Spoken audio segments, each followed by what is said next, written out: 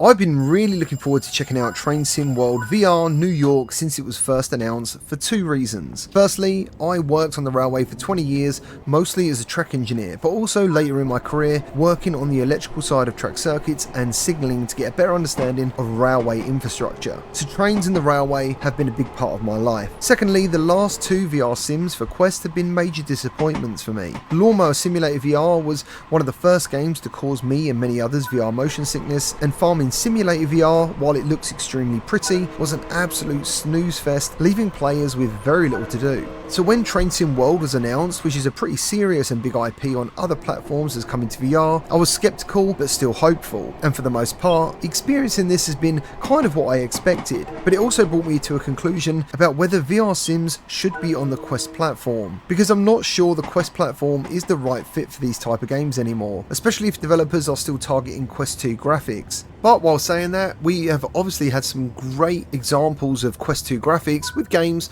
like Red Matter 2, so I'm not entirely sure what's happened with this one. In Train Sim World VR, you will spend the majority of your time looking out of a window at the world, or more specifically New York, and sees you as a train driver. You press a button, you move a handle, and you beep a horn. Now this is exactly what I expected, but when you see the actual tracks are a lot of small straight rails all pieced together pretty terribly in some instances, my eyes can't ignore that in the real world what you would be looking at is a lot of broken rails, and there's pretty much every time you go around a curve. Then there's the crossings and the switches, which I appreciate might be a detail not very important to the average gamer, but this game being a sim, and I also believe only train sim enthusiasts might be interested in picking this up, I believe the track, the switches and the crossings should be correct to the real world, and sometimes they are there, or sometimes they're incorrect, or they're just non-existent. And I also had the ultimate weird moment when a few times my train would simply change tracks over thin air, which made me wonder if the train I'm driving actually has any wheels. And when I stepped out of the fixed spot in VR, I actually found out the train doesn't have any wheels at all. And unfortunately, as sims go,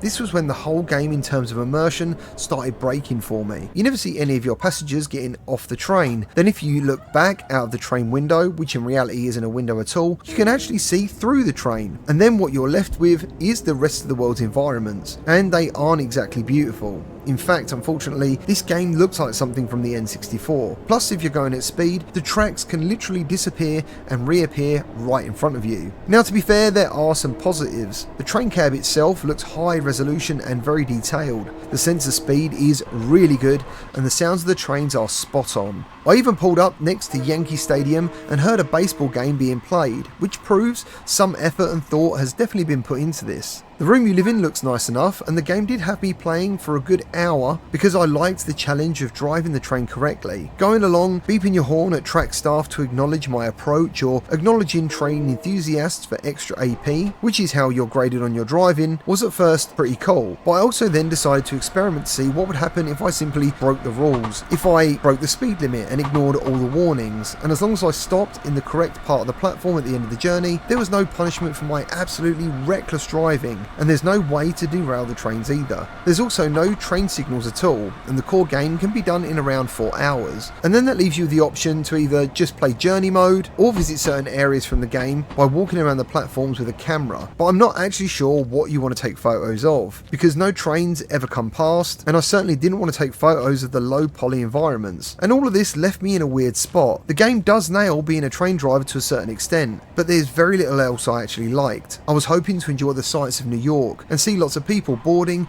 and exiting my train, but the more I played, the more it feels like a ghostly world. And for me, sims are a chance for you to feel like you're actually in the role of a train driver, and it should matter that switches, crossings and the rails are correct and they work correctly. Being a train driver, the passengers are putting their lives in your hands, and it should matter. And combined with the very low poly graphics, I just don't think I can recommend this to anyone. It feels like a concept demo to say to someone, here, take a look at what we could make for VR, but now imagine what could be done if we had some cash behind the idea. A beautiful world full of interaction and people, but instead what we have in reality is pretty poor. I just don't think Quest 2, at least in terms of graphics, should even be an option now for something with the word sim in the title. The bad visuals, the lack of real world physics, the track itself looking broken nearly all the time, and the world almost completely devoid of life acts as a reason not to play this. And I understand Quest 2 is the more popular headset, but are sim enthusiasts really looking at the Quest 2 for this kind of experience? And if any of you are, this is an example of of what to expect. Ultimately, I don't give it a buy recommendation to anyone other than hardcore enthusiasts, who I imagine will come away pretty disappointed after their first 30 minutes or so. Well, that's all I've got for you today. I'm sorry to be the bearer of bad news. As always, if you enjoyed this video or you find it helpful, please leave a like and subscribe for more VR content, and I'll see you on the next one.